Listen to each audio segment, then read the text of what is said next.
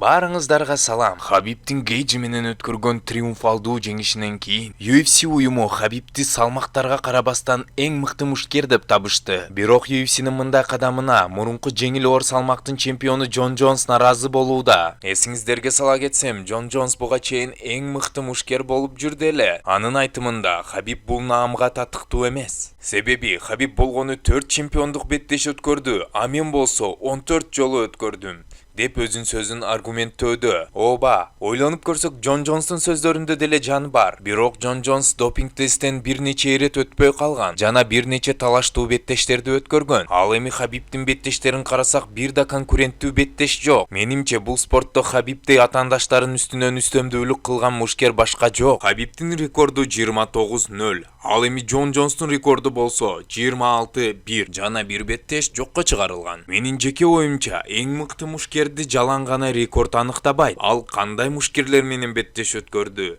жана октагондун сыртында мушкер өзүн кандай алып жүргөндүгү да чоң мааниге ээ. Азыр сиздерден бардык убактагы эң мыкты боксер ким деп сураса, сиздер ойлонбостон Мухаммед Али деп жооп бересиздер. Аны эң улуу боксер кылган нерсе бул рекордпу? Албетте жок. Анын карьерасында 6-7 ирет жеңилген. Бирок аны рингтин сыртында жасаган иштери үчүн сыйлашат жана эң мыкты боксер деп таанышат. Азыркы учурда Жон Жонсто UFC куру жок. Бирок ага карабастан Жон Жонс өзүн эң мыкты мушкер деп эсептөөдө. Албетте ар бир адамдын өз ой пикири болот. Бирок менин жеке оюмча азыркы учурда UFC уюмундагы эң мыкты мушкер бул Хабиб Нурмагомедов. Хабиб өз карьерасын аяктады. Ал эми Жон Жонс карьерасын улантууда жана эң мыкты мушкер болууга чоң мүмкүнчүлүктөрү бар. Бул иште Жон Жонско ийгилик каалап кетели. Достор, сиздер бул көрүнүшкө кандай карайсыздар? Жана өз ой пикирлериңиздер менен бөлүшүп коюңуздарды суранам. Мен сиздер менен кийинки чыгарылышка чейин кайрылышам. Сак саламатта болуңуздар.